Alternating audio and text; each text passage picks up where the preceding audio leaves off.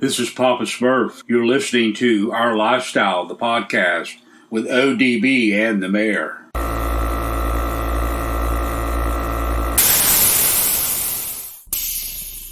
Yo, it's ODB, Our Lifestyle podcast, and we want to remind you that Bayou Showdown is going down later this year in Slidell, Louisiana at the Harbor Center.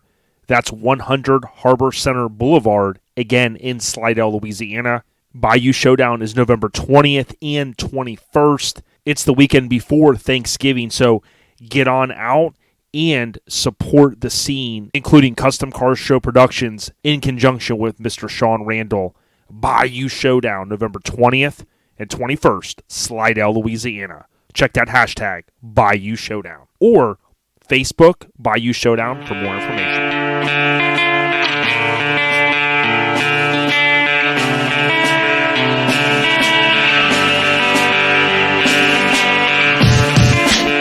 Yo, it's Our Lifestyle Podcast, episode 258. Appreciate you guys rocking with us every single week, nearly 3 years straight, dropping new content every Friday. And gotta thank, at the top you heard about Bayou Showdown. It's going down in Slidell, Louisiana, the weekend before Thanksgiving. We're really looking forward to this one. Biggity Mike, the Mayor, is going to be gallivanting on out there. That's the 19th, the 20th, and the 21st in Slidell, Louisiana. Also want to thank the big homie Corey and team at Mini Truck Showdown for coming on board. We've got a lot more that we're going to share, but we just want for you to know it's going down in Vegas, June 3rd, 4th, and 5th, next year, 2022. It's going to be killer. You can follow Mini Truck Showdown on Facebook and Instagram. And oh, by the way, don't forget they also have the Kern County Showdown. You can type in Kern County on Facebook and Instagram. You'll see that show is actually going to be in February 4th through the 6th. That's out, of course, in Kern County Fairgrounds in Killicali, Bakersfield, California. So, with that being said, Miggity Mike the Mayor, he's not doing audio right now, and we might have to give him a tick mark in his binder because he's getting ready to ship out all of the DNA merch, as we call it, Mini Truckin. It's in our DNA. Now, I say Miggity Mike, it's really Mrs. Mayor Shannon pulling the puppet strings over there. She has this down to a science, and we're so thankful that they are able to handle that piece of it.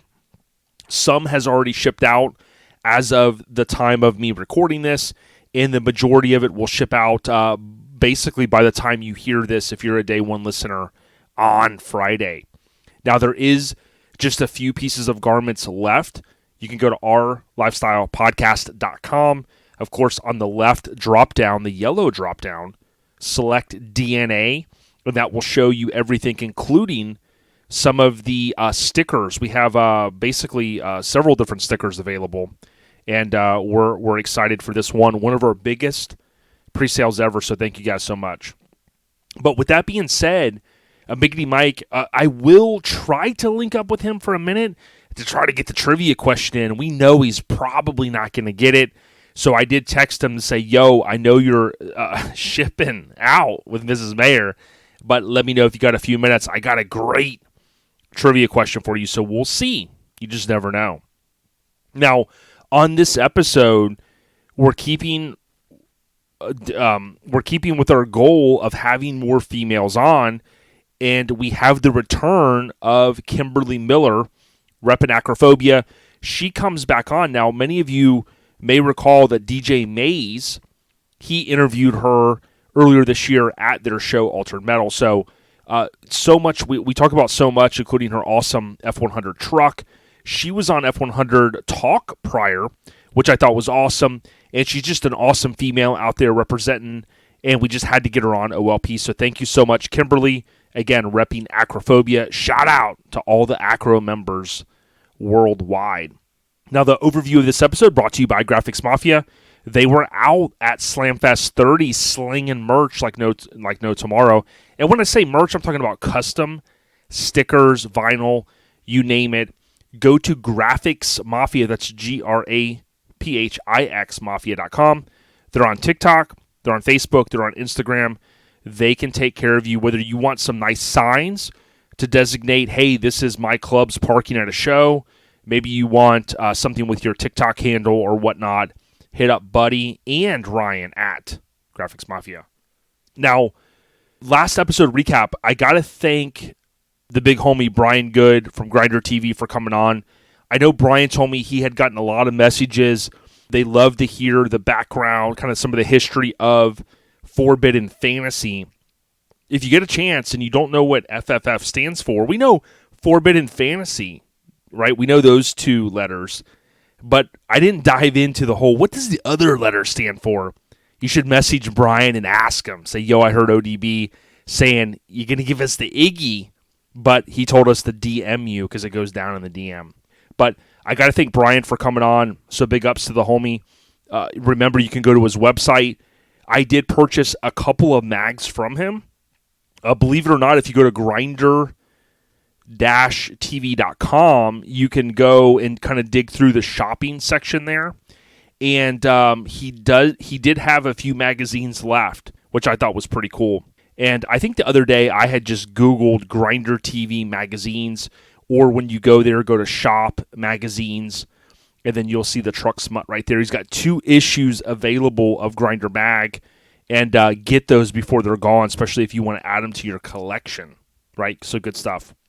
Last episode recap brought to you by Lone Star Throwdown, and here is some breaking news for you. Lone Star Throwdown, also known as LST, this is the 11th annual event coming up next year in Conroe, Texas. You get ready for this. Drum roll.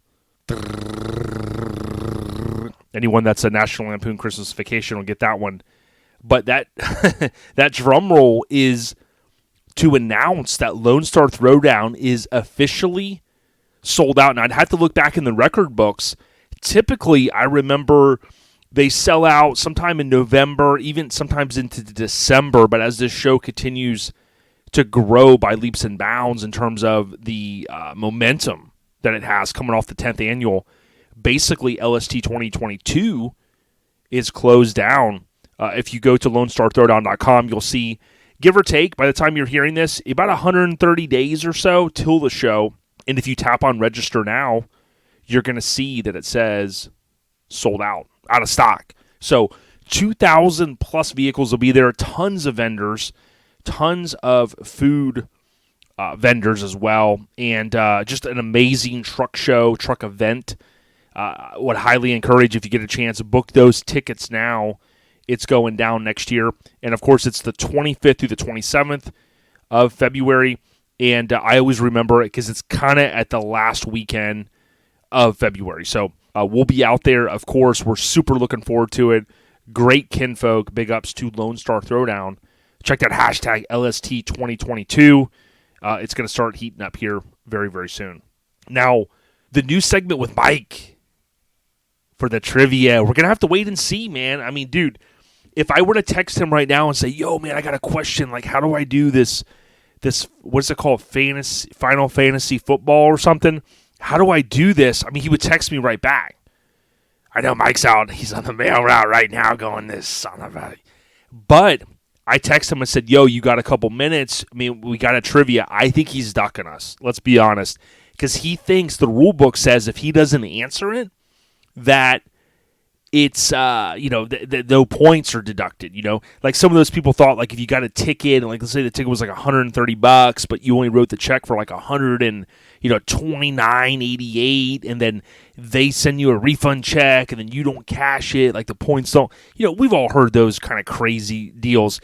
Mike, I think, has strung together some sort of Iggy to think that he can get out of these trivia questions. And, we're here to let him know that, I mean, you can't get out of them. If you don't answer them, I mean, that's a tick mark taken away. So we'd have to ask him a couple extra next week. So we'll see. But I do want to thank All Time Low Magazine. You can visit atlmagazine.com. You can subscribe. Of course, right now they only have one magazine available, and that is issue 28. It has Sketchy and Fam. out there in Texas. They're, of course, plastered on that cover. It looks awesome. And the back cover, of course, has some connections to Florida and elsewhere. But, man, what an awesome issue. Big ups, Rich and Beth. They also have T-shirts available, banners, and other merchandise. Visit atlmagazine.com. That stands for All Time Low Magazine. All right, we're going to roll into the scene updates. And the first thing I want to start with is SlamFest 3.0. So this was my 25th straight event, and it felt good. I have had a lot going on, and basically, I wasn't sure that I was going to be able to make it out. Mom hadn't been feeling well. She actually got admitted to the hospital, Mom Dukes, on that basically Friday and Saturday. Basically was dealing with that. It's the anniversary of my dad's passing, and, there's a lot on my mind, and, of course, my son's birthday is on the 20th. So all of this stuff kind of, comes together, and, obviously with my mom not feeling good this year and kind of some other things going on, just wasn't sure, it was in the cards. And, I had talked to Vic, and Vic said, hey, come on out, just even for a few minutes, man. Let's keep the streak going. I know Tony Vickers, big ups to the homie from Bare Knuckle Customs. These guys said, hey, listen, man, we know you're big on these numbers and these streaks. Like, they were talking about, man, if we could just get you to pull off the interstate and get 1 foot in, then you get the streak going. I was like, man, I don't want to do it like that. You know what I'm saying? I ain't trying to like side skirt the rules like Mike is, ducking the questions. But, in all seriousness, it was good to come out there. Great turnout, of course. Those guys did a lot. I'll tell you this. I mean, for 5 months, we really pushed as hard as we could. And I mean that with all due respect, because the bottom line is when any event, okay, like a Sparks show, the Spark Show, when these events do these pre-registrations, it's front-loading a lot of that, that money to help pay for different things of an event, right? I mean, let's be honest. That's what it's about. And it really helps a big show, a small show, a brand new show, right? I mean, that's a huge thing. And when you can pre-register for an event and you save 10, 15, 20 bucks, well, that's 10 or 15 or 20 bucks that you can either buy beer, right? You guys are mini truckers, many of you. You can buy a show shirt. That's 20 bucks, and it's kind of getting like a free deal there. So there's tons of benefits to pre-registering.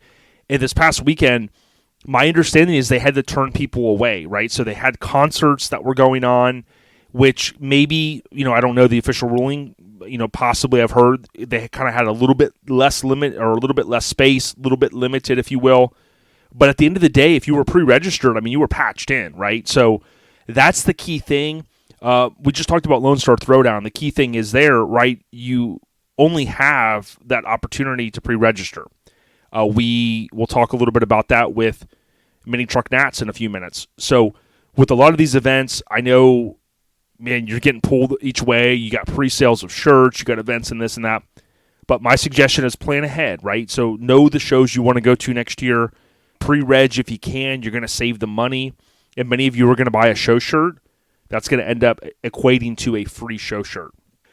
Now, Ed Eister, we're going to talk to him probably next week. He and his son, they both got the Mazda out there. I understand there were kind of a group effort of the Lost Prophets, Madhu, one of the homies, and so many others that came together to help him, even with the truck at the damn event. So I thought that was pretty cool.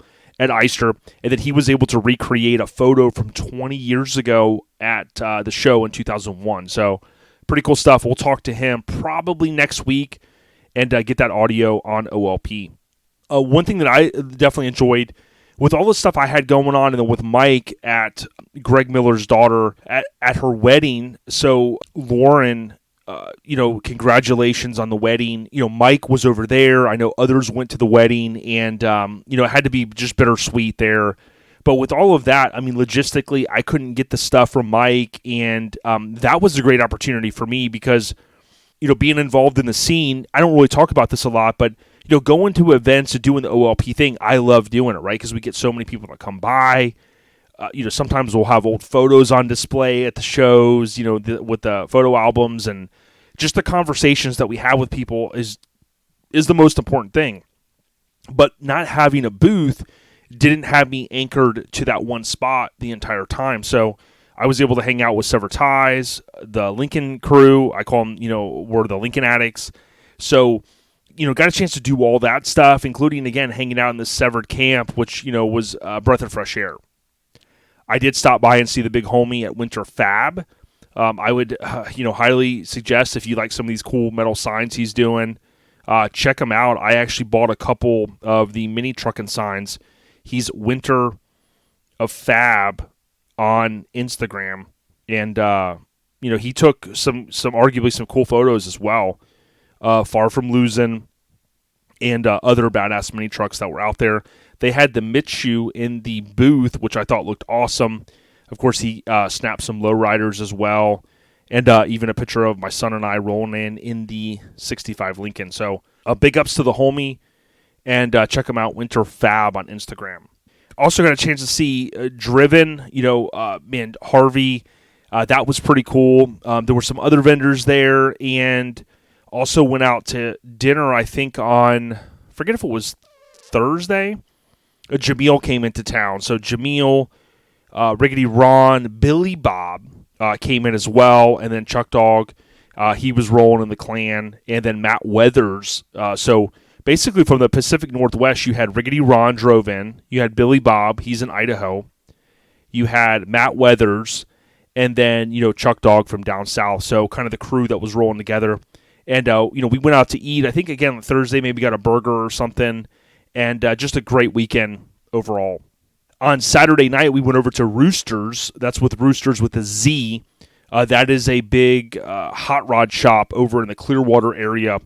And it's probably my maybe third or fourth time going over there. Man, what a crazy turnout. Of course, the weather was beautiful, and that allowed for people to start probably rolling in there about 5.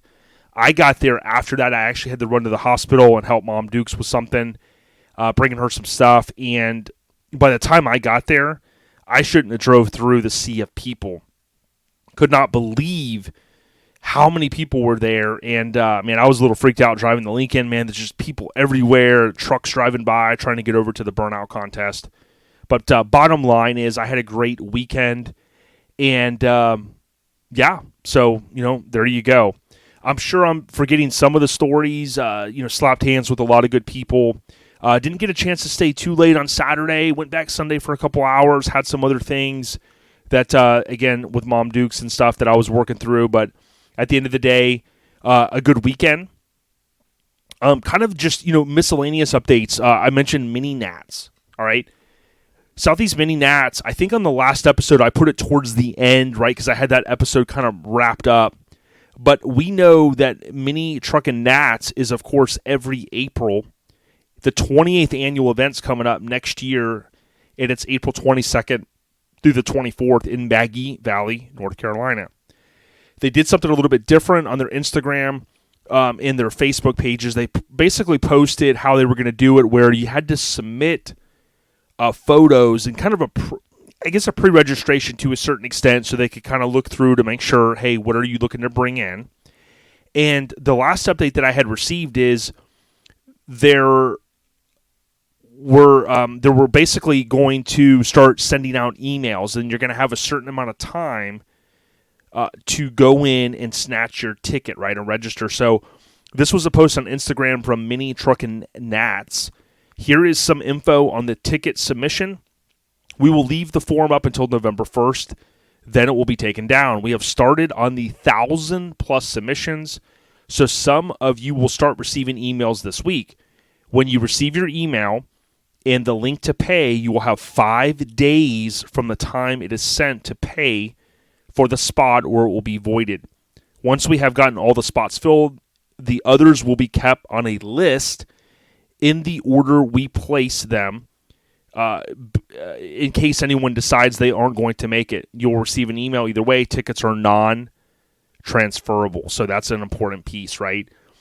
minitruckinnats.com, and website's super simple, event information out there. Now, my understanding, what I would suggest that you do is I would be conscious of whatever email address you put in there because, some of you might have a spam folder, this and that. Whatever email address you use, I would be looking for something, right? And that's important because, we don't want to see people complaining like, I got the email in my spam folder. Listen, we all know how email can be, okay, as far as spam and all that crap. So just be on the lookout, and maybe we can get Jay Bell or a spokesperson from Mini Nats on soon to talk about, especially since you got a couple weeks for that end date, so to speak. So Mini Nats, more to come. Now, the other thing that I wanted to mention in terms of shows is the Spark Show, one of our favorite shows every August in Sevierville. What was cool is we had Adam Tripp on recently talking about the HDWW, also known as Hammered Weekend Wear, that transfer of power, so to speak, with those guys helping out being the East Coast reps, right? Adam talked a little bit about the Spark Show. That's in Sevierville, Tennessee. That is August 12th through the 14th next year, okay? What he didn't have available at that time was the new artwork. Graphic Disorder killed it. A couple days ago, the Spark Show on Instagram, they shared that artwork, and they said introducing the 2022 art from Graphic Disorder featuring Gary Baker's full-size Cinderella. That thing is so sick, and it's a perfect example of how a late model truck can just look awesome and fit in perfectly in this truck scene that we all love. So, tip of the cap to Adam, to Dizzy, to the whole team over at the Spark Show, and big ups to Graphic Disorder for that amazing artwork. Another miscellaneous update, wanted to kind of mention, I think HDWW, Hammered Weekend Wear, I think their new drops are going to be, if my calculation is correct, around November 1st. So a couple more weeks and be looking. And then a month later on December 1st, I think is when we're going to call it open enrollment, right? So Hammered Weekend Wear open enrollment, you will be able to lock in for the 2022 subscription. It's the only brand out there that I know that does a subscription-based deal. You could save a ton of money, and every shirt will automatically be sent to you in 2022. You can even pick the color that you want, and of course, you get to pick the size. So much more coming on that, but be on the lookout for our friends and family over at HDWW. Speaking of HDWW, I believe Josh Ellis might have found an awesome girlfriend for Hank. Don't know how it's going to work out. It could be love at first sight. We'll have to see. All right, from a digital perspective, I did want to give another shout-out, man. I just love this dude's videos out on YouTube. Johnny Garage Johnson.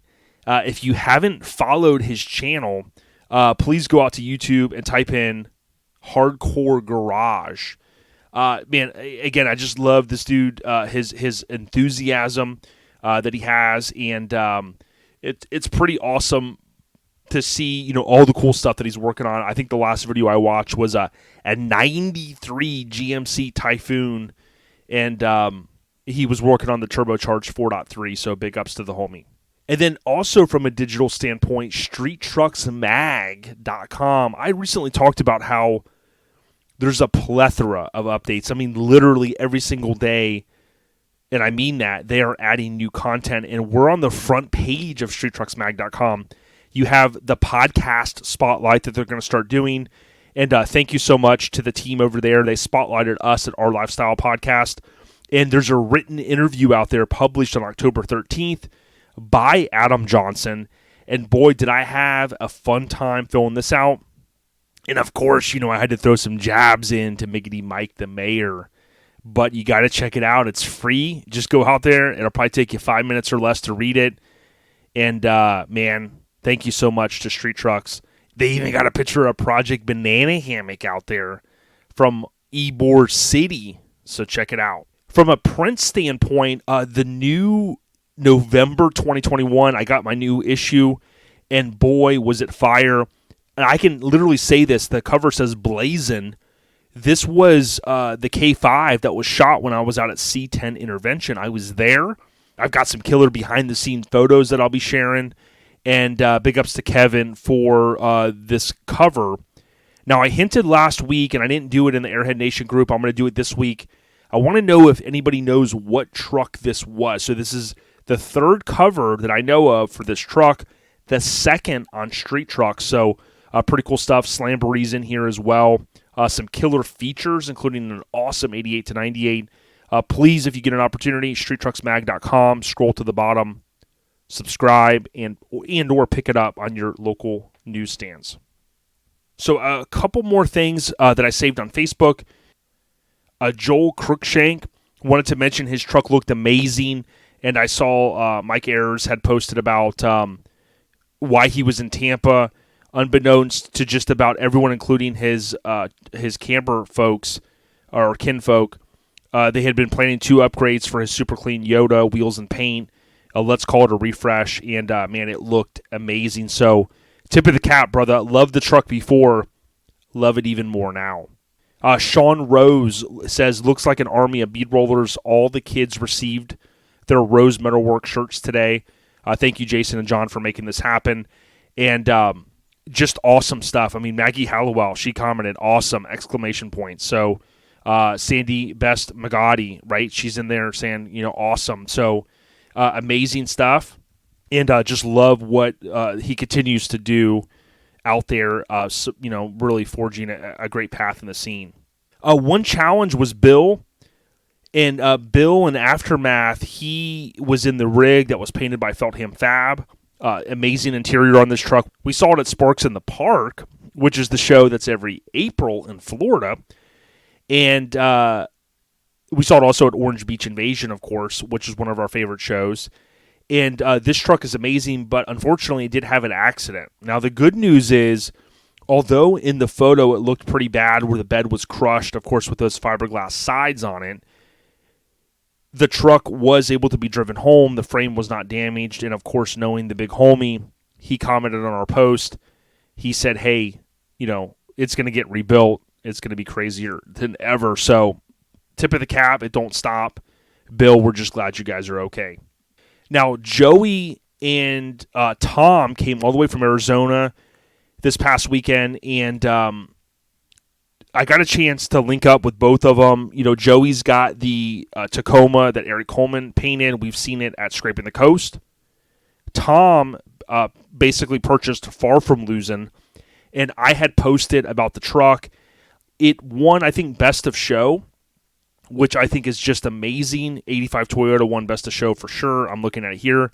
Joey's Tacoma won Best Paint and a Top 100 award. So pretty cool stuff. I tell you what, Far From Losing, I've heard about this truck. We've seen it on the cover. Repped Subculture, I think, back in the day. And it's awesome to see the truck in person. Nice little display. Not overdone, but the truck was up in the air, which I think is super important. Got to see the graphics under the cab, the amazing paint on the interior all the way to the hood, and then just so much more in the engine bay, where the engine typically is. I believe this is one of 2 trucks that was on the cover that had the rear engine truck. The other one was from Florida, of course, the Isuzu. So big ups to the fam, and we got to get him and Joey on to talk about kind of owning some of these epic, iconic trucks that are still just killing it. The other thing I thought was cool was I was right there when Dave Schulman had all the ladies in crew cut. And the post from Brooke Bailey Hoover says, well, this made my entire weekend. Thank you, Dave Schulman. And he had all the ladies in the famed crew cut. So Mini Trucker Association, Female Mini Trucker Association, rather. And just a lot of awesome ladies doing the damn thing. So Slamfest gave out a bunch of icon awards. I did see Billy got one, so congrats, and then Jimmy Graham and others as well. But those were a couple that I had saved, and congratulations to them. One Severed update, our homie Scott Hansall, he got patched into Severed, Florida. Been a long road for him. He's hustled hard, and just love his pickup. Looked damn good. Congratulations. I did see that Freak Shannon, so I got a chance to link up with the big homie there. Freakmaster, he posted Freakmaster Shannon on Instagram, SEMA Kickoff Party, Mini Truck Hall of Fame Awards, Freaks of Nature Car Show, Art Circus hosted by Mickey Harris, featuring airbrush and pinstripe artists. So basically they're doing the 2020 in the 2021 Mini Truck Hall of Fame inductions. Hopefully next week I'll get a chance to link up with Bob Hayes, and then we'll have that audio talking about the upcoming event for this year that's going to be in Vegas, and that's the Monday of SEMA week, which pretty much kicks off SEMA, and of course, Freaks, they handle that well every year. The last two things I saved, one was Mammoth, Wolf Van Halen. He had posted and said, people have been asking us why our friend and guitarist didn't perform with us today at the Aftershock Festival. We were waiting until Frank was able to give his blessing for us to forward his message, and they were involved in a serious car accident en route to LA, resulting in a fracture, a vertebrae, and other broken bones. So I know that one's really not a scene update, but I did want to share that one because I had saved it. All right, so the scene update's brought to you by our family at Garage Gear Clothing. Okay, here's the crazy thing. When you go to garagegearclothing.com, the shipping is free in the United States. I think it's awesome. Very free on US of A orders, but you got to go to garagegearclothing.com. They've got the new Apache shirt, which I love, the amazing artwork. They've got super soft shirts available as well. They also have the 80s Garage Girl tees available and so much more. GarageGearClothing.com. Let them know in the notes of the order that our Lifestyle Podcast, also known as OLP, sent you. All right, so the key show updates again. I want to remind everyone, please, if you can, come out to Mini Truck Showdown next year. It's the first weekend in June. Go into your phone right now after you listen to the podcast and ask Siri or Google Assistant to remind you to book your tickets in a month or 2 or 3 months, whenever, for Vegas. Now, I can tell you this, flying into Vegas is pretty affordable. You can get some pretty affordable rates as well. We're going to be talking a lot more about Mini Truck Showdown, and we would ask that you come on out and you party with us. I've requested the time off. I'm going to take probably Friday, Monday, right? Make it a long weekend and do the damn thing. So we're looking forward to it. Mini Truck Showdown. So we have SEMA the first week in November. Many of you guys know that. Laying at the Lake is November 12th through the 14th. Biggity Bayou Showdown is the 19th through the 21st of November. Okay? Now, another show that I forgot to talk about last week, and I guess we could call it a show. It's called the Toy Drop Auto Show. All right? This is going down in Orlando, Florida, December 4th. Okay? The Toy Drop Auto Show is a toy drive event to benefit Kids Cancer Foundation, being held at Deezerland Park, Orlando, Florida. If you want to know more about Deezerland, you can go on YouTube and type in Adam the Woo Deezerland, okay? He went there. I think Dave Schulman went there recently. But the Toy Drop Auto Show, this event is going to help, obviously, benefit the Kids Cancer Foundation, which I think is amazing. So we're going to be out there. We're going to sponsor the kind of the, I think part of the after party. We got to get with Tank and Goat and kind of talk through it a little bit more. But it's going to be an awesome time. And I would ask if you come out. Beautiful weather in Florida. Literally, it's the first weekend in December. I know it's close to the holidays, but I tell you what, us Floridians, we love to put on a hoodie or a pullover, zip up, whatever you want to call those damn things, and get outside around this time of year because we don't have that dip in the weather too often. So hopefully it'll be a beautiful weekend, and we would ask that you come out. Toy Drive Auto Show. Now, even though Mike hasn't texted me back, I mean, I don't know where this guy's at, okay? I know where he's at. He's shipping stuff, okay? But Eastbound Get Down Show, okay? This show is the first annual, and it's going down January 21st through the 23rd in Destination Daytona Complex. That's technically Ormond Beach, Florida. So you can go on Instagram and follow him. Pre-registration, I think, is open right now. You can tap the link in the bio. The website looks amazing. And get out there, man. There's a huge movement of people that are pre-registering for this show. I think a lot of people are going to be coming from out of state, so I think it's going to be amazing. Okay. From there, I'm just trying to go based upon memory. I talked about Lone Star Throwdown. You guys know about that one. And then I do want to mention Relaxin' on the Ranch, which is going to be this 2022. It's going to be March 5th. Okay, Relaxin' on the Ranch, March 5th, Saturday, March 5th. And that's at the Westgate Ranch in South Florida. I passed it earlier this year going the Trucks and Cheeseburgers, and I'm looking forward to coming back out to this one. I think they're going to have DJ ODB on the 1s and 2s, which I would love to do. And I'm looking to stay the evening for the festivities. I know Biggity Mike, the mayor, and Shannon, they got the big old camper. And I know the DeCorvers, they were in some sort of a camper in the back of the Dooley last year, and could have swore that thing was fixed with hydraulics, but I could have been wrong. But I thought David was, basically keeping the party rocking. Don't really know what that means, but I saw that thing hitting 3-wheel. So the DeCorvers, be careful when you see them down there. They'll be having a good time. And then just to digress a moment, Kern County Showdown, that's the other event underneath Corey's umbrella with his team, and that's February 4th through the 6th. That's going to be in Bakersfield, California. So Killicali, get ready. Although they had moved Mini Truck Showdown from Bakersfield to Vegas, just know that they're not walking away from Bakersfield. We want this event to be amazing, and February 4th through the 6th, it should be great weather out there in Bakersfield, California. And then lastly, our family at Orange Beach Invasion. Can't thank them enough for all the support. Orange Beach Invasion Show is the official Instagram. There is also an Orange Beach Invasion, I think, that Robbie helps with. So you've got 2 Instagram handles. This event is going to be mid-March next year. It's, of course, at the Wharf. And, obviously there's going to be a little bit of a change, I think, in the pre-registration process. We talked about earlier how Lauren has been working all of the main VIP spots down the main drag. You can get with Lauren Miller, of course, if you have questions on that. But just know that we're going to be out there. It's one of our favorite shows, Orange Beach Invasion. Come on down to the South, OBI, in mid-March. More to come. All right, the Key Show updates brought to you by our family at the West Coast Influence. You can go to minitruckfilm.com and purchase that Blu-ray or DVD. Let them know that our Lifestyle Podcast sent you.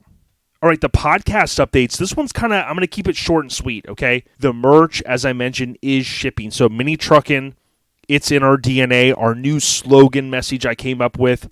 And thank you so much to Graphic Disorder for killing it, knocking it out of the park with the amazing artwork and the slogan. Any remaining merch is available at our lifestylepodcast.com. There's only a few zip-ups and hoodies remaining. Good selection of shirts, I would say. Tons of stickers. There are some banners. Just know that this stuff is going to go quick. A lot of it, I cannot believe how much we've moved already. So, our lifestylepodcast.com. Now, the podcast updates are always brought to you by our family at Get Decked. We would highly suggest on Instagram, you go to search Get Decked, and then also on Facebook. Okay, Joey Dilworth can get you taken care of. Holiday season's coming. If you want to put your significant other's ride on a skate deck, he will do a one-off deck for you. If you're a show promoter and you want to up your game next year and maybe throw your artwork on decks for merch, or spin it this way and do some top 10 awards, get with Joey at Get Decked. He's got great lead times right now. You can hit him up. Again, Facebook and Instagram, Joey Dilworth, or search Get Decked. All right, Airhead Nation updates. All right, I just have a couple. I think I have 2, right? So I know I use that word couple all the time. And this one is Rich Waterbin. Today, on October 11th, marked their 7th anniversary. So Rich and Beth. In this short time, we have tackled more than he could ever imagine, from cancer to losing family pets to getting a kiddo through college, adopting the kiddo, and also building businesses. Congratulations to them, our family, at All Time Low Magazine. And then lastly, David McGotti, out there with Sean Rose and others that were tagged. Some of the best Sundays are spent doing mini trucking stuff with family. Got the new Courtney Wyatt Strange Hallowell banner from the mind of Dizzle, Brunch Dizzle, in the production of James Penwell at Naked Pin City up in the shop. So Awesome stuff. And I think that was David McGotti that had posted that. So awesome stuff. Love the OLP signs up in there. I should have got me one of the Spark Show metal signs last year. Repping no regrets, and keep doing the damn thing, fam. Airhead Nation updates brought to you by Hammered Weekend Wear. HAMMERD, weekendwear.com. Hank approves this message. He said go out there and order some merch. They're coasting on fumes. Randy Quaid style from Christmas Vacation, dude. When Ron pulls into a show, man, they're literally sometimes just coasting, just barely sputtering into the show. If you go out there and buy some merch, it helps them pay for fuel. They've been gallivanting all around the state. The rig is sitting here at the compound, and what they didn't know is I siphoned all the fuel out of it, so they're not going to have anything when they get back. They're going to have to prime the pump. So go to Hammered Weekend Wear. That's HAMMERD, weekendwear.com, and help Hank and Ron prime that pump with some more fuel. All right, and I think that's it. Thank you so much to our family at Colorado Custom Wheels. I always want to give them a shout-out because I love their products. I'm a big promoter of theirs. I've ran Colorado Custom Wheels on past vehicles, and I'll be running a set on my 64 Lincoln Continental. So love what Michael and team do. They're helping out some of the big homies right now. I've had other people hit me up and say, yo, I need their email address. Just know, best customer service in the industry, rear view mirrors, billet steering wheels, and, of course, wheels. Get out there at coloradocustom.com. That's all I got this week. A little bit shorter. We're going to roll into audio with Kimberly Miller from Acrophobia, an Altered Metal show. Have a safe weekend. Stay on the rise, and just know we're going to get sideways in the next week. We've got a great episode coming up. I've been working on it already. So do what you do. Have fun. Be positive. And keep the pedal stomped. ODB, we got you. Peace.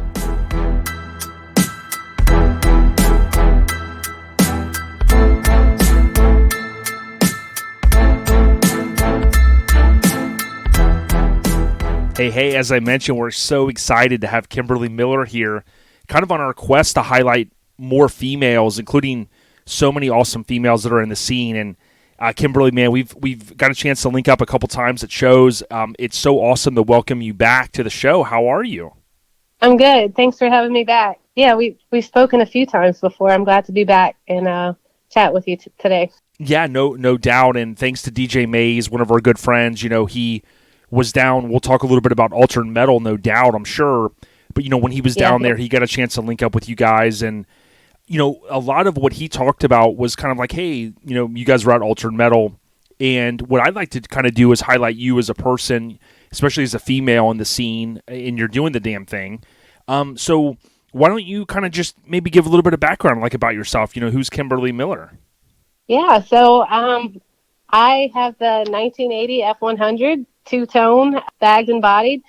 I got in the scene from a pretty young age. I had an aunt and uncle that were in the mini trucks in late 80s, early 90s, and I remember going to shows with them. And then from there, I kind of, you know, went through my teen years, and my friends in high school were doing the mini trucking show, so I kind of got back into it then. I was raised around, you know, racing and paint and body, so that was always still a part of my day-to-day living. I started attending shows again towards late high school, college years, and I haven't left it. I haven't left it. I'm still in it. So yeah, that's great. And so, like, whereabouts did you grow up? Because it seems like when I met you a few years back, rest in peace to our friend Greg Miller, you know, we were at Sicknick, I think it was, and you know, it seemed like, is that kind of the area that you grew up in?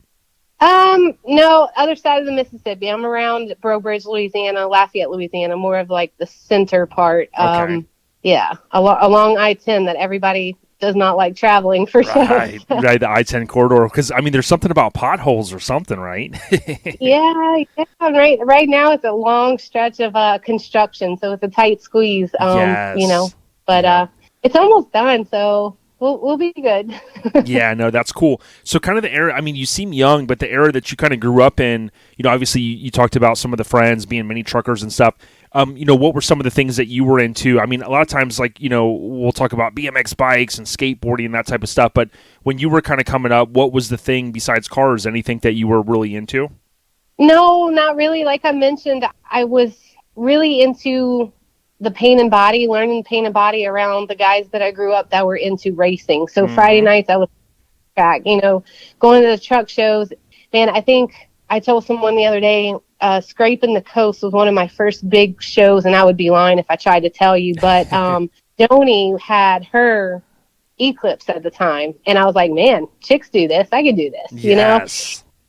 Then she had her truck, and from there it just kind of snowballed, and I got my own truck, and that went super fast. I didn't have that truck but maybe 2 weeks, because my grandfather, the story with my grandfather and how I came to have the F-100. And I sold my first truck that I had bought. It had a brand new motor in it, maybe 1,000 miles on it, and I sold it immediately because I was given the F-100, and we've been building the F-100 probably 13 years. I've been building that F-100. So yeah, that was just my first one, and finally finished it. Hell yeah, that's pretty freaking awesome. Yeah, and obviously, like you said, with Scrapin', that was like the huge show around there.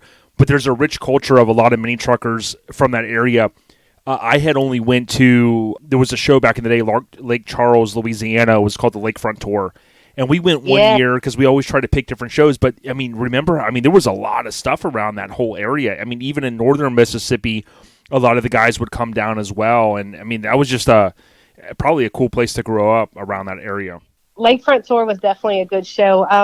It always fell the weekend before my finals. So Sunday I would go studying for finals. Yeah. Yeah. Oh, yeah. I know. Between that and then, obviously, Mississippi, it seemed like forever for us. We would drive up to Showfest, and that was like forever and a day. But, there was a lot of different shows around there. And I think even with the show last weekend, the Hot Rod show, I keep wanting to say Scraping the Coast, but it was the Coast show that everybody was cruising to. Oh, Cruising the Coast. Cruising the Coast. Thank you. Yeah. So, obviously there's, that rich history of that show. Apparently people come from far and wide for that one. Right. And in fact, the showgrounds where I have Altered Metal, that was Gator Drag, and we have Lash over in Jennings too. They're getting ready to celebrate their 14th year in 2 weekends. So that one's a really big show. If you haven't made that one, that's a show you don't miss. Yeah, no doubt about it. That's pretty awesome. Now, you mentioned the F-100. I do want to talk about that because what was cool is, our good friends David and Kim DeCorver, we just saw them last weekend, but as you know them well. They obviously throw their show every April typically, and that's Sparks in the Park. So when I went up there this year, it was Easter weekend, and got a chance to see your truck. Man, it looks so awesome. I don't want to give it away, right? So you talked a lot about it on F100, F100 Talk, which I love that podcast. But why don't you give the listeners just a little bit of background about it and some of the key things that are done to it, Kim? So it's a 1980 F-100. It was my grandfather's truck. Like I said, he gave it to me when he realized I was getting into building a project truck. It's taken a lot longer than that project ever intended to be. It turned out to be more than I ever imagined or dreamed of building the truck. But it still makes me speechless. I think we're going on almost 2 years now that it's done, and still blows my mind. But it's bagged and bodied. It's been around a couple of shops here and there. It has a rough history to building it. Unfortunately, that happens with some of us. It eventually came. It had its time where it sat for months and months not being touched. And about 4 or 5 years ago, I really sat down, and I was so close to selling the truck. I was just fed up. I was done with it. And my good friend Gino, he said, you have so much time into it. You can't do that. You have to finish it. So I, did what I had to do. I did my research. I researched builders. I researched people around me that were always encouraging me and seeing what their talents were and who I wanted to involve in getting this truck, to what I wanted it to be. And the ultimate goal was always just safe and reliable. It was never a dream. I want to build something that's going to be in a magazine, but to me, that's a perk. That's something that's earned with your building your dream. And I never had a rendering done. I've always just had this vision in my head. And I just, as each thing came about, the next step ready to do with the truck, I just went to the next person and, had long talks, and this is what I want to do. And is this possible? And can you do it? And we got it done, many hands involved. And, I couldn't be more thankful for how it's turned out. It's got the original 302 engine in it. That's been running like a champ.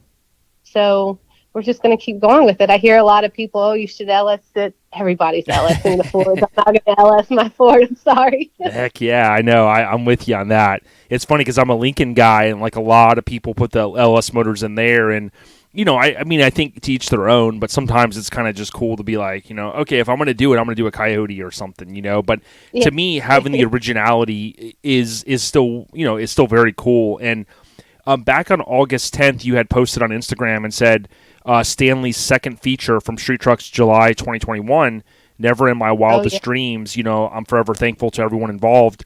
Now, talk to us about the first feature, because I know Angel shot it for this one, which was titled Stanley 2. Where was it featured prior? So prior, the year before, it was in the F1 Street Trucks F100 Builder's Guide. Yep. So shot that as well. So it was definitely a surprise when Street Trucks featured it as well. Oh yeah, and the feature, it came out so good. I mean, Angel, she really doesn't get the credit that she deserves. I mean, really has a great eye for photography, and I love that it was down kind of that gravel, kind of looked like a gravel road almost, right? And it had that cool sunset in the background. Talk to us a little bit about scouting that location and how that went about. That one was actually shot for 4th of July. Yeah, 4th of July 2020 for Park and Rec. That was a first-year show. And she had just finished shooting Stewart's Tahoe at that point, and I was kind of riding around, and we saw that. And she said it was private property, and I said, well, nobody's around, so let's just do it. And she said, if you're down, I'm down. So I went, parked, and we shot it. And that was a good little... probably 15-20 minute drive from Lake Arthur.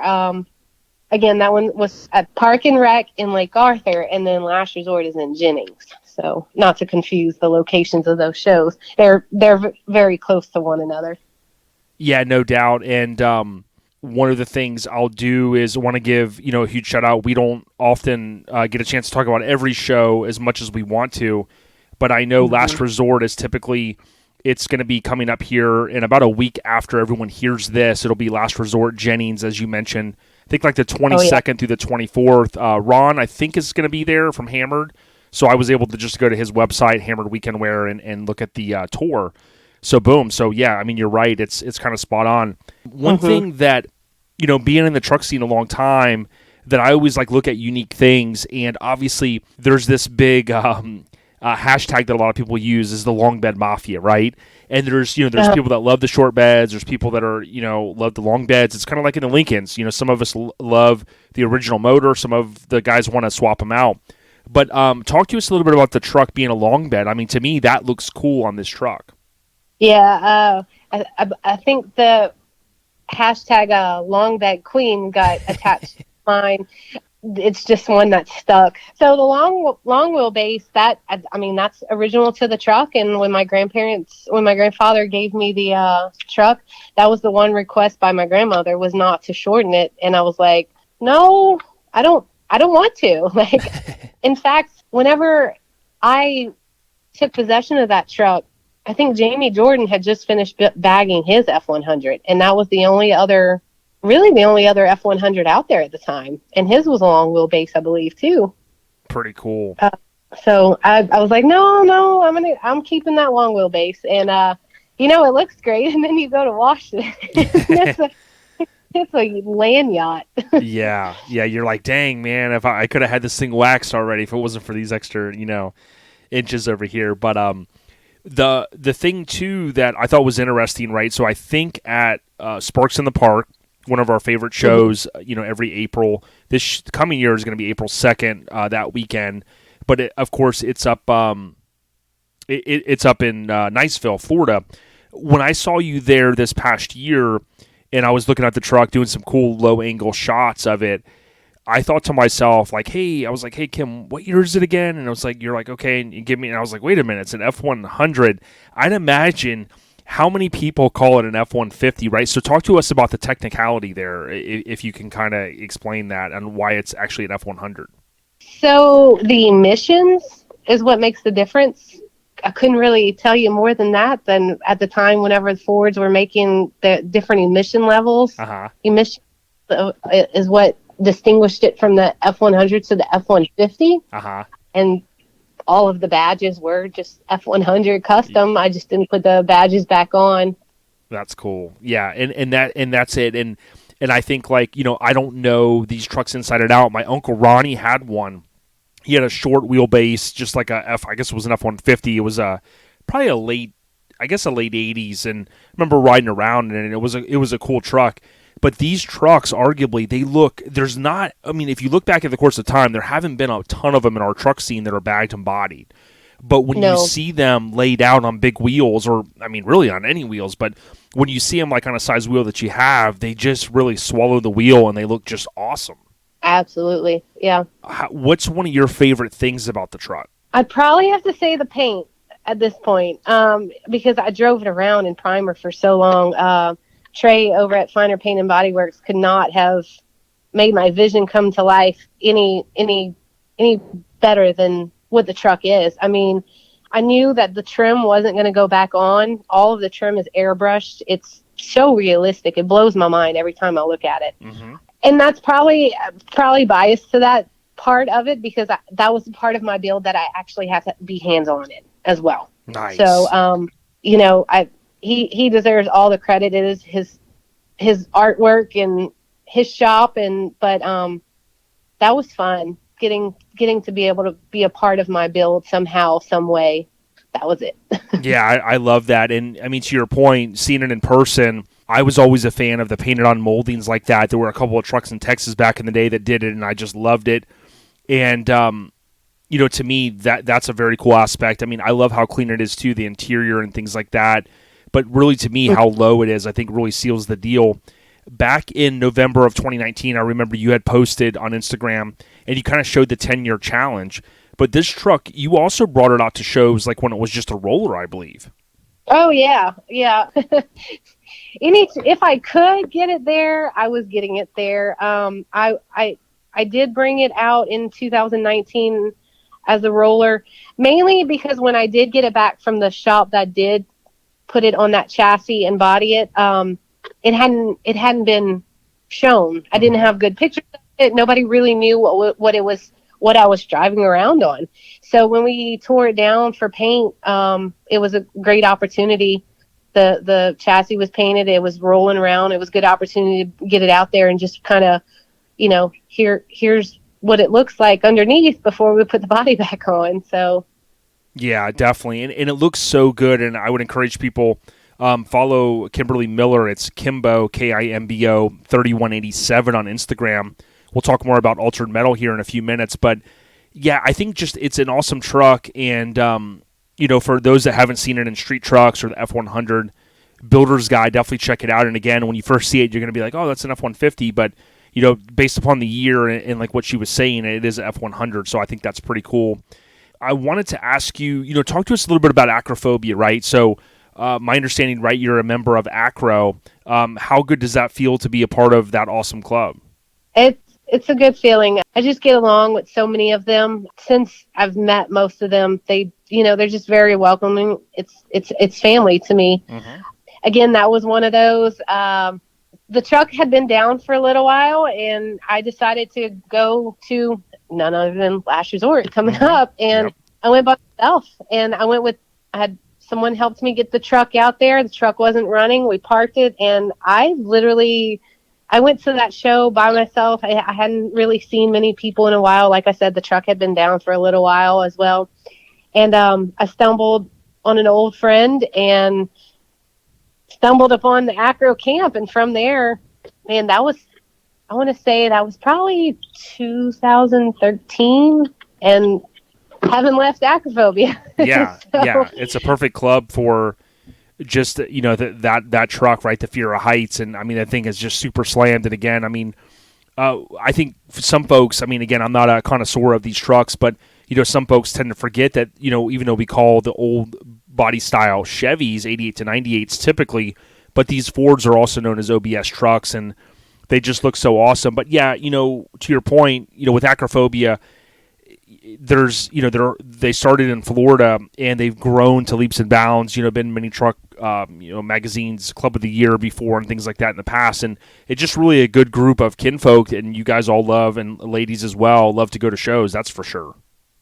Oh, absolutely. Every show we have our little camp set up, surrounded by quality rides, and you have your little family. There's, someone's cooking for the group, or someone's bringing snacks for the whole group. We take care of each other. That's good stuff. Yeah. I love hearing it. Before we move on, because I do want to talk a little bit about your new project, and obviously, kind of, moving into 2022, I'm sure you guys got some big things coming with your show. But I wanted to kind of ask, I was trying to think, like, what would someone else want to know maybe about the truck? Is there any, like, little tidbit or something about the truck that maybe most people don't know? Like, you kind of hinted that it was passed down from, your family, which I think is great. But maybe is there, like, a fun little story or anything you can think of that, maybe not everyone knows that? I don't think so. I mean, other than we didn't have a deadline once it was at paint, but the way the timeline fell with Carrie and I throwing the first altered metal and that getting postponed due to COVID, and we took a look at how close we were with finishing the truck. Some people joke that I threw altered metal to debut my own truck. It just kind of fell like that, and I mean, it came down to the wire. Like, I didn't even get to test drive the truck from being put back together until I left the shop to go set up for the first altered metal ever. So that was a pretty cool drive by myself, a 45-minute cruise from having just put my truck back together and going to my first truck show of my own. Heck yeah. And just back on August 20th, Street Trucks had shared one of the photos from the F100 Builder's Guide. What's the feeling that you get whenever, the truck is like literally, we often hear the term skating, right? Because you're so close to the ground. What's that feeling like when you're cruising, whether it's a Friday night, you're getting out of work, or you're just going on the damn cruise to clear your mind? That thing's hammered on the ground, and you're just cruising. It's got to be a great feeling. It is. There's nothing else that really can clear your mind like that, and it's a good feeling. And I don't know, going to like little cruise-ins or at the big shows, it's the kids that want to see it are not sure about it. I like to give them the chance. Hop into the driver's seat, and I show them the switches, and I let them, have fun with it. And they're just the look on their face. I think that's probably what is the most exciting for me. That's cool. Cruising, it's cool. I don't have a radio though, so I just hear a lot of wind noise. But see, there's a fun tidbit. I mean, most people. I mean, we'd go crazy. I'd go crazy without a music. I'd have to have like the iPhone jammed up to my ear, like listening to something. I can't. I've tried the Bluetooth speaker, and I can't hear that either. But that doesn't stop me. I'll get on the interstate and I'll go. So yeah, and I don't disagree, because there is that feeling of like, for anybody, if you've got a driver or something like what you've got, to be able to get in there, and especially like if you're having a rough day, or you've got things on your mind, maybe a loved one you've lost, and you just go cruise and you're solo in the vehicle, whether it's a convertible or it's a truck like what you've got, which is amazing. It really does just help to like kind of clear your mind even without the music. So I can't argue with that at all, Kim. Yeah, it's a peaceful drive. Oh yeah. Before we move on from the topic of the F100, was there anything else you wanted to maybe share about it, or any, I know, I don't want to put you on the spot as far as shout outs, because I mean, that could be like a million of them, but you kind of mentioned a little bit of the inspiration earlier to, hey, don't sell it. But is there anything else you wanted to maybe share about it before we moved on? I don't think so. Cool. I don't think. Cool. So what I get really excited about is seeing like when people have new projects, especially like if you complete something and you're kind of like, man, I'm so excited, I want to work on something else, right? Because a lot of us are hands-on, or we're fidgety and we're like, hey, we got to do something else, right? So not too Right. long ago, Kim, I saw you kind of announced you're going to be working on something new, and I don't want to share that with everyone. So why don't you kind of talk to folks about what you've kind of hinted about what's coming? Yeah. So this is another vehicle that is my grandfather's, one owner. My uncle has had stored in a barn for 20 plus years, something we've kind of always haggled him about. Can I have it? Can I have it? I was at LST 21. I had just unloaded the truck, getting ready to drive in, and my uncle called me and he said, come pick up the 64 Impala. So I went and picked up the 64 Impala. That's what we're going to start building. That's amazing. Like I said, one owner. It was purchased brand new off the showroom floor about 2 months before my mother was born. So what are your big plans for it? It's just going to be a restoration at this point. Probably lower it just a little bit, but she would like to daily drive it. I'm slowly trying to convince her on air ride, but at the same time, man, I don't know that I could cut up an original frame like that. And the car is in just such great condition right now. So right now, goal is restoration.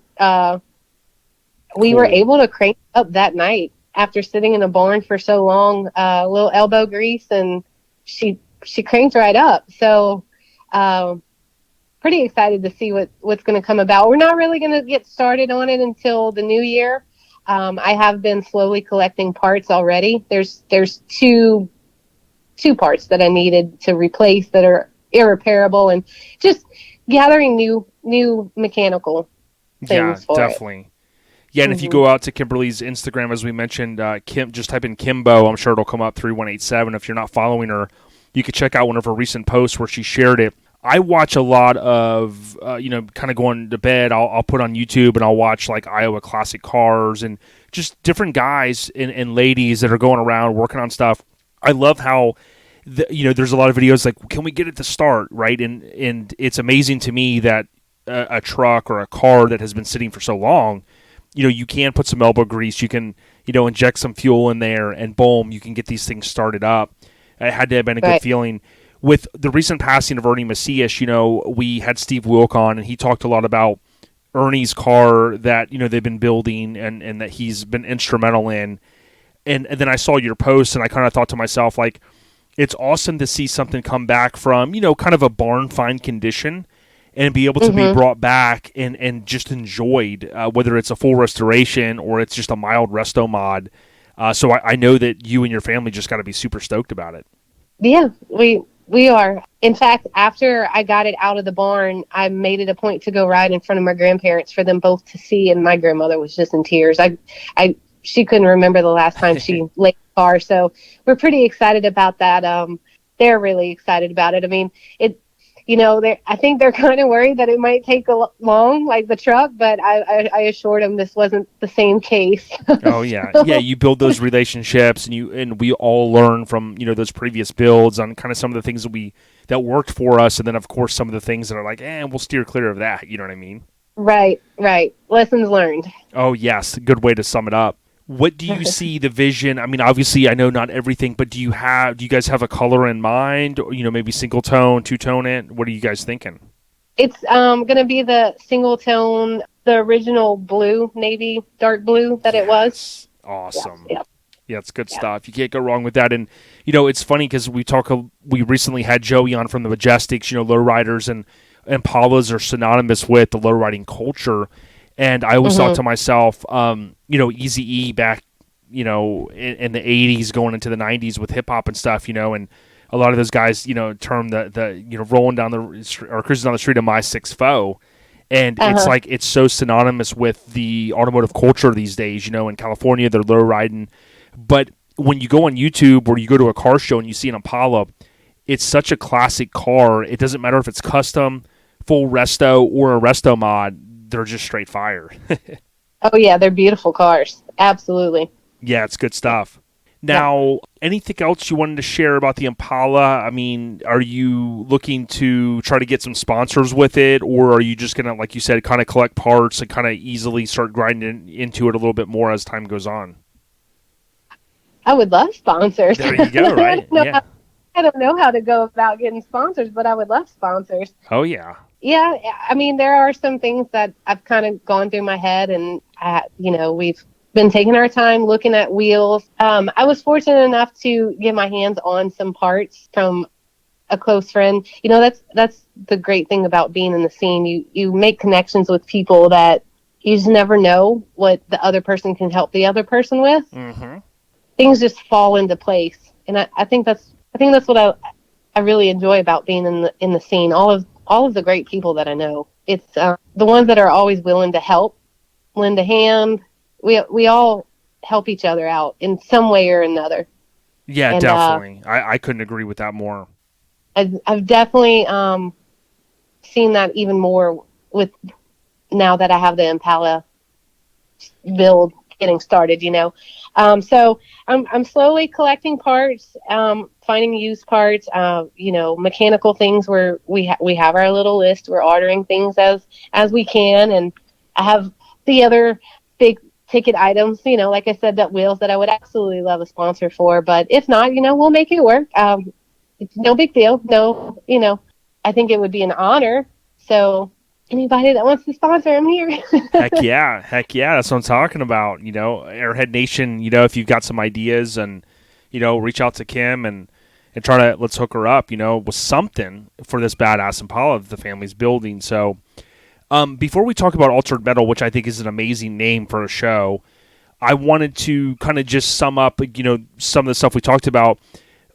How important do you think it is, for the females to be involved, right? I think it's super important, but I kind of wanted to hear from you. You kind of mentioned some of the inspiration that you've gotten, but, maybe there's someone out there that's inspired you, or maybe you look up to someone in the scene that's a female, but I mean, how important do you think it is for the females to be involved in this, like what we call the truck scene of ours, Yeah. Like I said, whenever I started out, there was maybe one or two. Joni's the main one that her name comes to mind. Like I said, she was the first female that I ever met that did this. And my circle of friends have definitely grown. There's definitely more women involved, and it's a great thing to see. Sylvia with Girl Truckin, she has been an amazing person, an amazing friend. Not only just show promoter to show vendor, she's just really awesome to chat with. We all struggle in one way or the other, or we all succeed in one way or the other, and it's really good to have those friends, those girls, the women that understand and relate. Because it's a big deal to be a female in a man's world, and that's what this is ultimately. And it's not like, guys don't want to hear about all of our bitching and complaining. You said it right. No, that's funny. Yeah, and we're trying to link up with, Angie from Acro and even Sabra, right? Because, I got a lot of respect for both of them. Obviously, they've got, just a great, foot in the scene, right? And just full-blown kind of, involved in the scene, so to speak. They've both got their own kind of angles and the things that they do and the shows and all the stuff that they go to. And I love seeing that. This past weekend, there was, Dave Schulman had all these ladies, and they all got in crew cut, and they took this big photo. And, shout out to the Mini Trucker, Female Association. There's so many ladies out there, and I think it's important. Over the years, we've even seen like the National Football League, they market more to women because they know that women love this stuff, right? And they kind of have the buying power as well in many of the households. And I just love being able to go to, a show and see a lady that isn't just the wife of a dude that likes the stuff, That's cool as well. But to me, it's just so vital for there to be diversity in the scene with women like you, Kim. Yes, absolutely. And unfortunately, I've never met Saber, but I will be getting to Shenanigans soon. Yeah. That is on. Angie is, Acrophobia with me, one of my good friends, not just in the scene. That's my sister. Oh yeah. Angie's sister, and they all have. She's come a long way with her build too. So just to see the female step up and build their builds, it's it's pretty awesome. I enjoy it. No. That's great. And what's funny is our buddy Hank over at Hammered Weekend Wear, he keeps saying that he's going to get invited to Campfire Shenanigans, but I've had to remind him that I don't know about the mannequins, but it is a female thing, and Saber's been very clear to me on that. So we always got to tell Hammered Hank, got to pipe it down a little bit, man. Yeah, I'm not sure that they'll let Hank go, but he can try. Yeah, exactly. He'll be with the binoculars, and we'll be like, Hank, dude, that's not approved kind of shit we do. It's like, come on, man. we're not the Patriots here spying on other teams, plays. You know what I'm saying? So, yeah. But in all seriousness, yeah, to me, there's a lot of great females out there, and I think that's the cool thing. Whether it's a magazine feature, like you've had a couple of those, we've talked to our great friends Rich and Beth, right, and we've been able to kind of reinforce through their interview that, like, for instance, Beth Waterman, she created All Time Low magazine, one of our favorite magazines, and great partners with us at OLP, and and then Angel Dooley, as you mentioned, or as we talked about, with her being a photographer in the scene, shooting for a national publication, right, and Michelle Boone, and there's just so many ladies out there, and to me, sometimes if you just stop, and as I'm kind of thinking of some of these names, including yourself, Kim, I go, wow, what a great contribution that they help to make up this scene that is just so great that we all love. Yeah, it's definitely forming talents and bringing different forms of talents together into the scene. It's not just about, a welder or a painter. They all have their different hands, their unique special talents. Yes. Yeah. Individually. Yeah, great way to say it. And it's a perfect segue, Kimberly, because, we talk about shows, right? And we see, oftentimes a lot of guys there at shows over the years. And then you kind of go, what about a show? Like, how many ladies have maybe put on their own show or been a partner in a key show? And that brings us to the show that you help, basically put on. It's you, and we could talk about it. But the name of the show to me is awesome. So why don't you just talk to us a little bit about Altered Metal and how it came about? Yeah. So Altered Metal, it wasn't born on the idea of, let's be a female that puts on a show. Carrie and I have known each other for years, as we spoke with, DJ Mays when he was here for the show. Carrie and I had worked on a few shows before, and we knew we worked well together. We knew what each other's goal was in putting a show and what we wanted moving forward. We had a location in mind. Like I said, there used to be a show there. It was a great facility for the show. And he called me up one day and said, let's do it. So here we are. And Altered Metal was Carrie's idea for the show name. And here we are. We're working on our 3rd year already. And that alone blows my mind. We essentially had two shows within 1 year because of the whole COVID postponement and stuff. And here 3rd year, I'm looking at, I just got the new flyers, the updated flyers last week, and I'm looking at it. It's crazy to me. But Altered Metal Car, Truck, and Bike Show presented by My World Fabrication. It's hosted by the Rolling Good Company, March 25th through the 27th, 2022 in rain at the Frog Festival Pavilion. Pavilion spots are the pavilions where most of the action takes place, but there's so much more to the show grounds, show field. There's camping, there's RV spots available. We do gear our show to be a family oriented show. That was one thing when we started this as well. Carrie's young daughter was involved with us. She's still involved with us, and his son. And, she's my little right hand man. And, we have sponsors that we have Kids Corner. We have games for the kids. We have vendors that host games for their kids as well. Last year we were able to do Easter Bunny. I'm not quite sure what we're going to do this year since it's not as close to Easter, but family friendly event.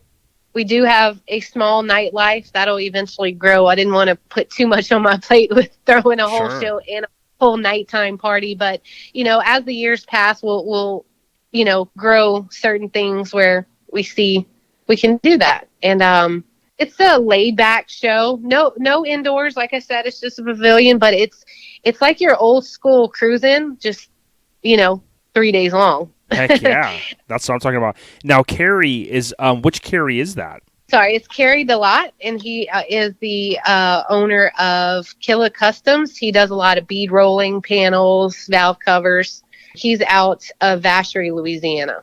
Yeah, very cool. Because I just want to kind of people to know that piece of it. And a lot of Carries. no, you're good. And that's the cool thing. And what I would, reinforce to anyone is that it's not easy to put on a show, as you know, right, Kim? And it's, to me, it's amazing to see how many shows have kind of, over the course of time have come back, because we've lost shows, right?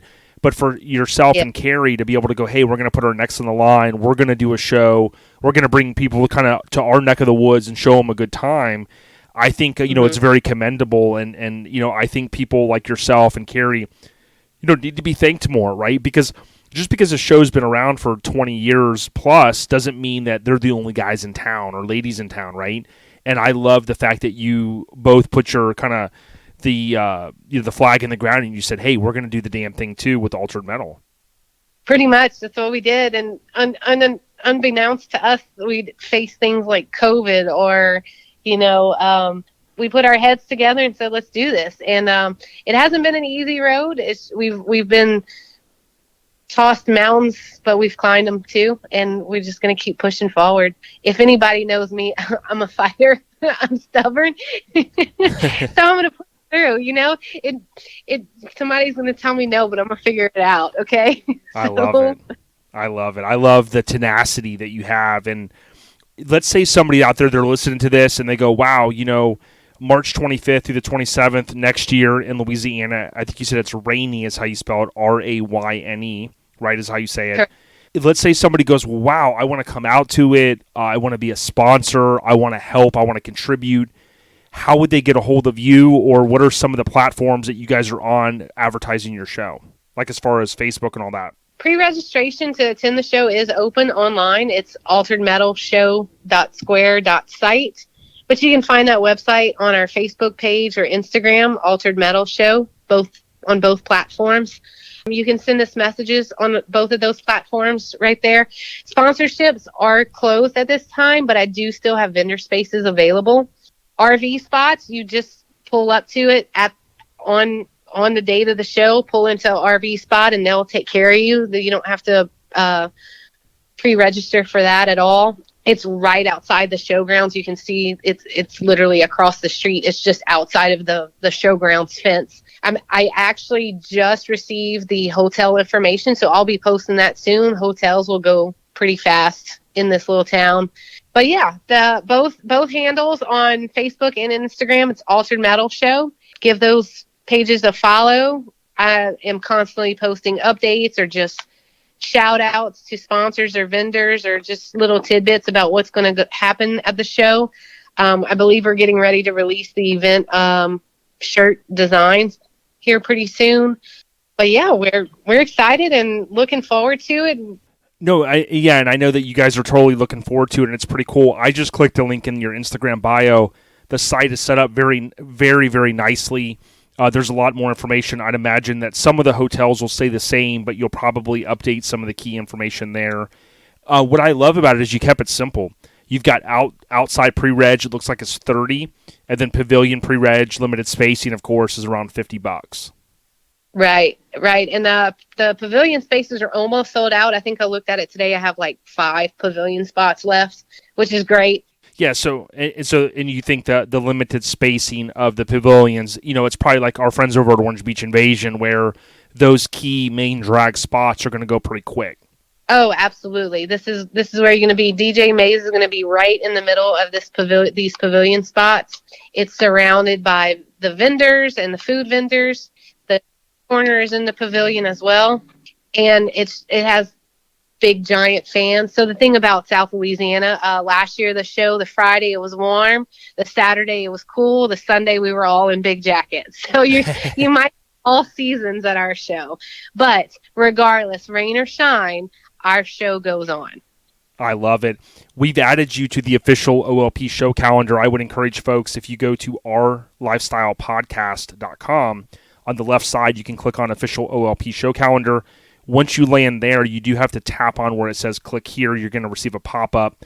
you want to allow that calendar. It's just an iCal basically through Apple's ecosystem, and it makes it easy because I can look right here on my calendar and I go, okay, boom. I don't have to look on Instagram now. It's March 25th through the 27th of 2022, of course. And then we also add in there that it's at the Frog Festival Boulevard. So you've got the location, so you can tap right there. That will basically point you right there with your maps. And then, of course, we've got the website in there. That's pretty cool. What are you most excited about as we transition from the end? We're kind of getting down to the fourth quarter of 2021, and as we move into 2022. Besides the Impala we talked about, obviously the show is going to be big, but what are you excited about kind of moving into the holiday season and then into 2022, Kim? I look forward to wrapping up the show season. I have 2 shows coming up to end out my year. And from there, I plan on helping out. We have a project coming up at Finer Paint and Body Works. It's a strictly winter project and a debut early into 2022, something that I get to be a part of. That's kind of what I'm looking for. I can't give information on that. It's not my place, but it's just something. It's known. It's just not my place to give too much information about. But I will be around the shop for that one, so I look forward to that. And just kind of taking a little break. This was a busy show season. This was my first full show season, attending shows and running my own business. So that's been a learning time management and getting through that. And it's been a successful year, good year. So yeah, well, you've done great, and you're an inspiration. I mean, to ladies everywhere. I mean, even the dudes, right? I mean, I look at your truck and go, man, that's a sick truck, So to me, appreciate that. Yeah, no doubt. And one of the reasons why we started the podcast is we want to highlight great people like you, but it reinforces that, hey, like my favorite movie, Back to the Future, when he says, man, if you put your mind to it, you can accomplish anything. And you've proved that, 13 plus year build, finishing that, features, this Impala that, you're going to have your hands in building, right? But some people can sit back and go, oh, it must be nice. But they don't know all the hard work and all the dedication, like you said, going from show to show, figuring out the show flyers, getting all that lined up. Obviously, COVID, the pandemic, kind of struck a little bit with the show season as well. So, we tip our cap to you, Kim. You're an awesome female out there doing the damn thing. You're proving over and over again that, yes, it can be done. Yes, I appreciate that. I look up to so many people, and just to hear that someone looks up to me, it gives me the chills. Like, Good. I just do this because this is what I want to do. I built what I wanted to build. So to hear that other people love the truck or love the show or just anything that I have my hands in, it's amazing. Hell yeah. Well, I mean, I'm going to throw it out there right now with my buddy Brian from Grinder TV. If he's listening, Brian, you got to do a damn feature on this truck cruising, man, if you haven't already. I mean, it's so sick. I love to see the photos, when it's rolling, and I'm glad Street Trucks recently shared one of those as well.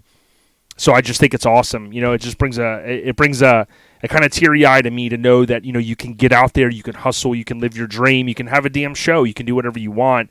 And oh, by the way, let's not forget your region of the country, it seems like gets battered by hurricanes all the time, right? And these bad storms. And you guys have been able to work through all of that and persevere through it and still do the damn thing. And then boom, you're already on to the next one. So like I said, much love and respect to you guys for what you do.